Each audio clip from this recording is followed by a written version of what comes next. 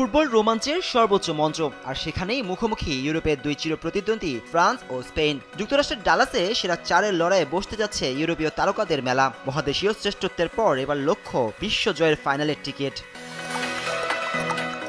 সেমিফাইনালে ম্যাচটি কেবল দু দলের নয়, এটি কিলিয়ান এমবাপ্পের ক্ষিপ্রতা আর অভিজ্ঞতার সাথে স্প্যানিশ বিস্ময় বালক লামিনে ইয়ামালের জাদুকরী তারুণ্যের দ্বৈরথ। একদিকে ফরাসিদের টানা তৃতীয়বার বিশ্বকাপ ফাইনালের টিকিট কাটার মিশন, অন্যদিকে স্পেনের প্রতিশোধ আর রাজত্ব পুনরুদ্ধারের লড়াই।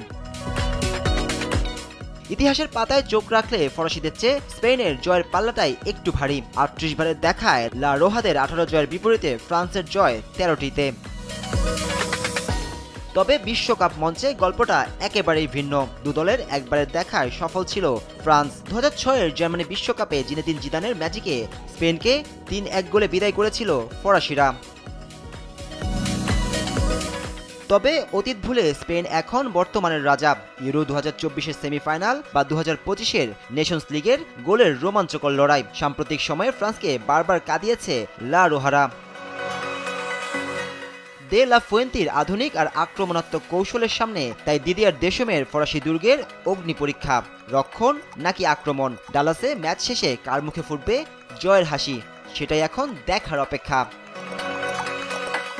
Najmus Shakib, sports desk,